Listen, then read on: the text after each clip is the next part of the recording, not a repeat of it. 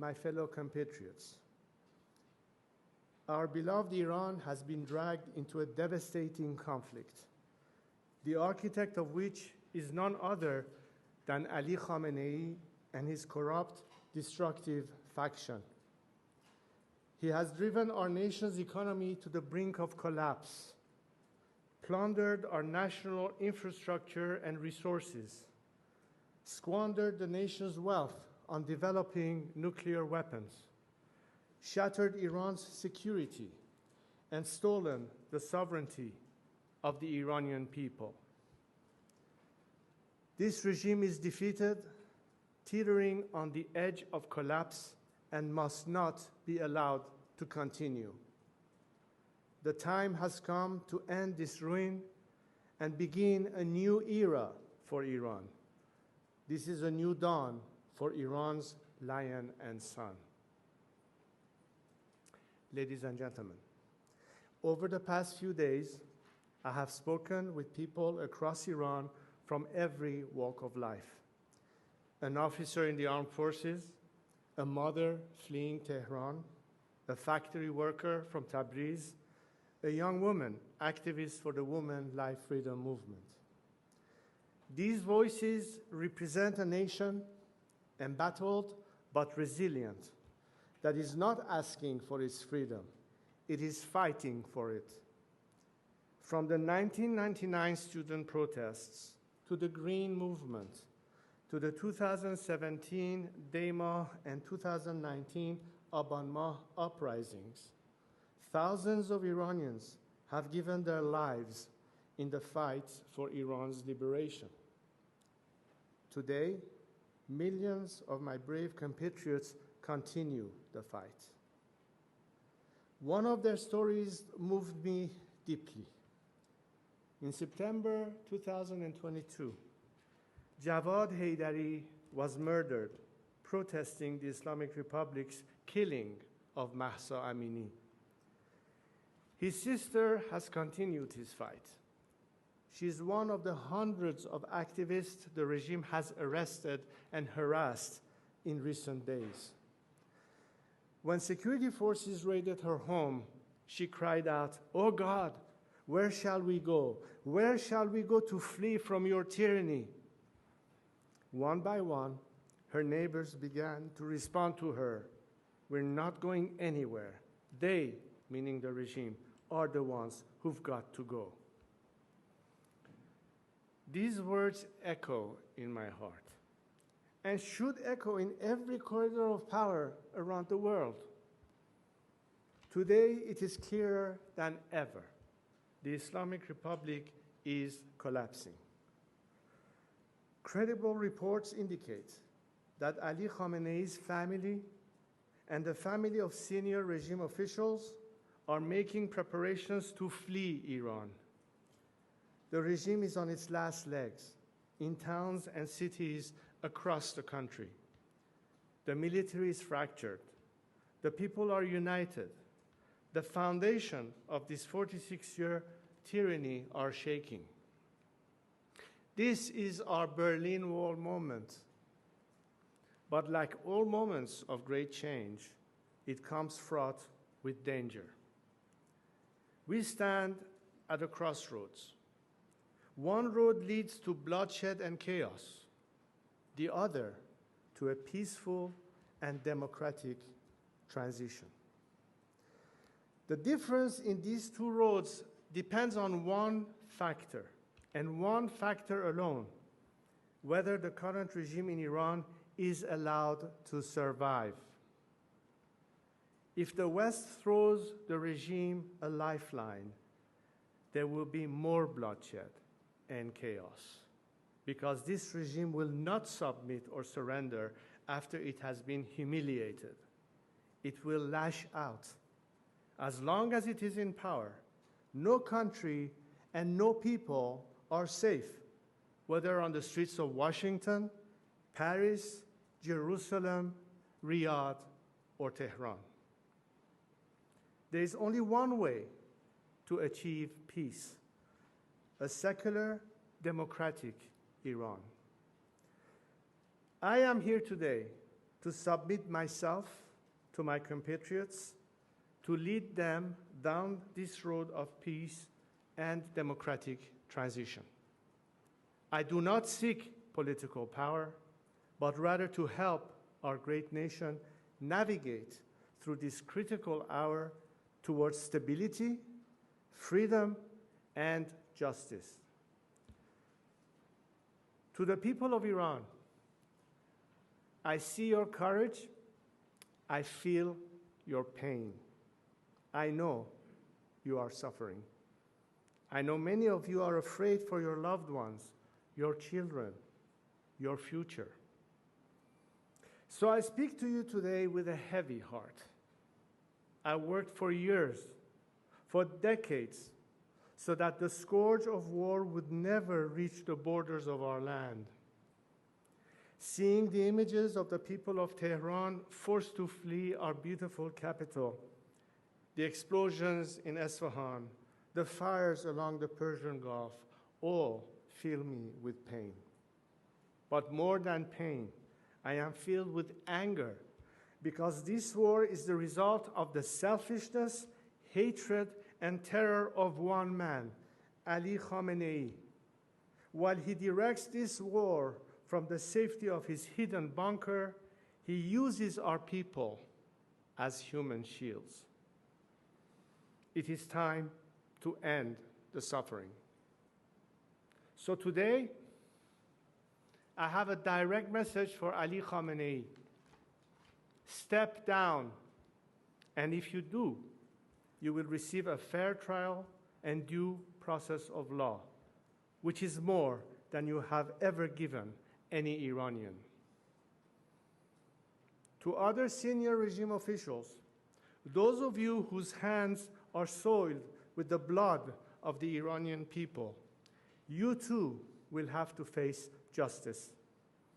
But we will not repeat the mistakes in other failed transitions. To those of you who are loyal to the Iranian nation and not the Islamic Republic, there is a future for you in a democratic Iran. If you join the people now, the choice is yours to make. I know these officers, these soldiers, these brave men exist because they are reaching out to me and telling me they want to be part of this national salvation. But now, greater coordination is needed.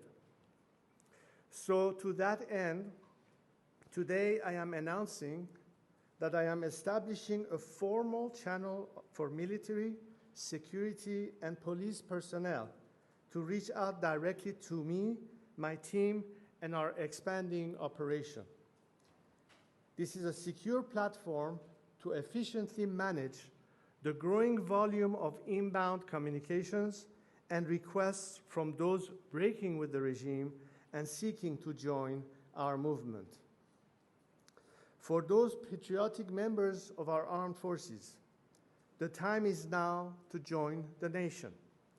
If you do, I will make sure your service to Iran is not forgotten and is celebrated. To the international community, now is the moment to stand with the Iranian people. Do not repeat the mistakes of the past. Do not throw this regime a lifeline. You are right to be concerned about stopping nuclear weapons and securing regional stability. Only a democratic transition in Iran can ensure these goals are achieved and are lasting. Take, for example, the destruction of Natanz, Isfahan, and Fordo enrichment facilities. Yes, this has diminished the regime's domestic nuclear enrichment, but it does not diminish the regime's intent to acquire and use nuclear weapons. The regime, enraged and emboldened, will be seeking revenge and can acquire nuclear weapons from other rogue regimes like North Korea. The destruction of the regime's nuclear facilities alone will not deliver peace, but the path I offer can. So work with us to ensure a peaceful transition. Now is not the time for hesitation. Now is the time for principled action from each of us. 46 years ago, when my late father and our family were forced to leave Iran, I took an oath to God and to my country. I would not turn my back on Iran or the Iranian people. Every day since, I have dedicated my life to my compatriots. And today, I am here to reiterate it and to put myself at their service. I am stepping forward to lead this national transition, not out of personal interest, but as a servant of the Iranian people. I have a clear plan for transition and national renewal. Our transition and future democracy will be based on these three core principles: Iran's territorial integrity, individual liberties and equality of all citizens, separation of religion and state. The final form of this future democracy we seek will be for the Iranian people to decide in a national referendum. What I offer is not just a vision for the future of our country, but the plan to execute a peaceful, orderly transition. To achieve that, today I am announcing the following initial steps. First, I will convene a National Unity Summit. This gathering will include activists, dissidents, and groups from across the ideological spectrum who agree to these three principles. It will not be limited just to political groups, but business leaders, professionals, experts, and other groups with influence across Iranian society. This summit's objective will be to agree on a roadmap for democratic transition and reconstruction. Second, in parallel to the democratic process, I am developing an economic plan to rebuild Iran. We have already launched the Iran Prosperity Project, a comprehensive plan for the economic reconstruction and social stabilization of our country in 3 phases.